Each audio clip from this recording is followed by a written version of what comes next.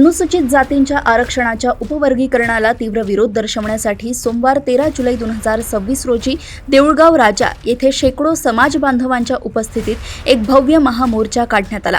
Doctor Babasaheb Ambedkar यांच्या पुतळ्यापासून सुरू झालेला हा मोर्चा शहरातील प्रमुख मार्ग आणि बसस्टँड चौकामार्गे थेट तहसील कार्यालयावर धडकला।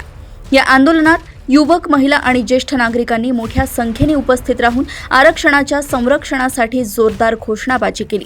मोर्चेकऱ्यांनी तहसीलदारांमार्फत मुख्यमंत्र्यांना सादर केलेल्या निवेदनात उपवर्गीकरणाची प्रक्रिया तत्काळ रद्द करण्याची आणि अनुसूचित जातींचे आरक्षण 13% 20% करण्याची प्रमुख मागणी केली आहे।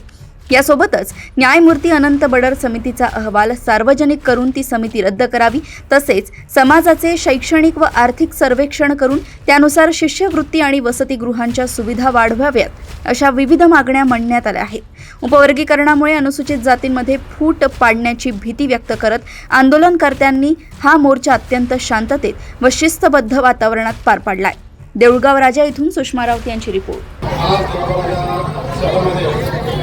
देऊळगाव तालुक्यातील संपूर्ण बौद्ध समाजाच्या वतीने भव्य आणि दिव्य असा मोर्चाचं आयोजन आरक्षण उपवर्गीकरण विरोधामध्ये करण्यात आलं होतं।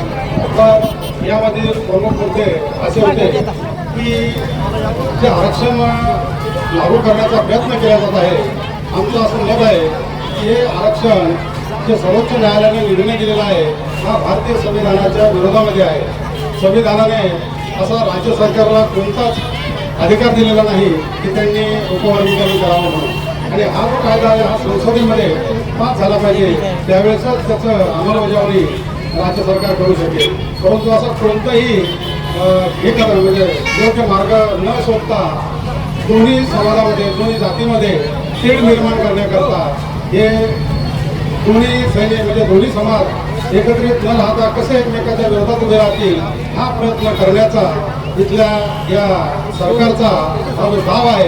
परंतु आमचं असं मत आहे की जे संविधान म्हणजे आरक्षणाचे उपवर्गीकरणाची माग करत आहे त्यांना असं एक मत आहे, आमचं माझं म्हणणं आहे की आपण जोपर्यंत एका दिलानं एका संघटनेनं कोणतंही निर्णय घेऊ किंवा आपण कोणतेही आंदोलन करू तर त्या आंदोलनाला यश निश्चितच मिळेल।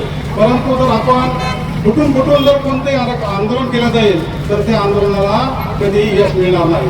आणि म्हणून आजचा जो आमचा या ठिकाणी जो मोर्चा होता हा मोर्चा कोणी विशिष्ट जातीच्या किंवा प्रवर्गाच्या विरोधात नसून ज्या सरकारने हे लागू करण्याचा प्रयत्न करत आहे त्या सरकारच्या विरोधामध्ये आमचा हा जन आक्रोश मोर्चा होता।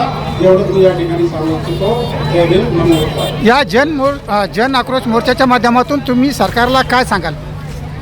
या मोर्चाच्या माध्यमातून आम्ही असं सांगू इच्छितो की हे जर तुम्ही हे रद्द जर केलं नाही तर याचे परिणाम आंबेडकरी समाज हा पूर्ण महाराष्ट्रभर रस्त्यावर उतरून आपलं आंदोलन करेल आणि लोकशाही मार्गाने आंदोलन करेल। बाबासाहेबांनी आम्हाला संविधान दिलेलं आहे आणि कोणतंही आंदोलन करायचं असेल तर हा आंबेडकरी समाज नेहमी संविधानाच्या मार्गानेच करत आलेला आहे।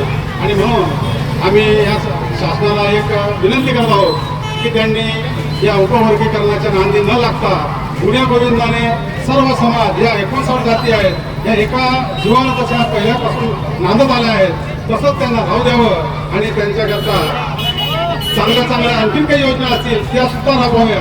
परंतु या उपवर्गीकरणाच्या भानगडीत सरकारने करू नये।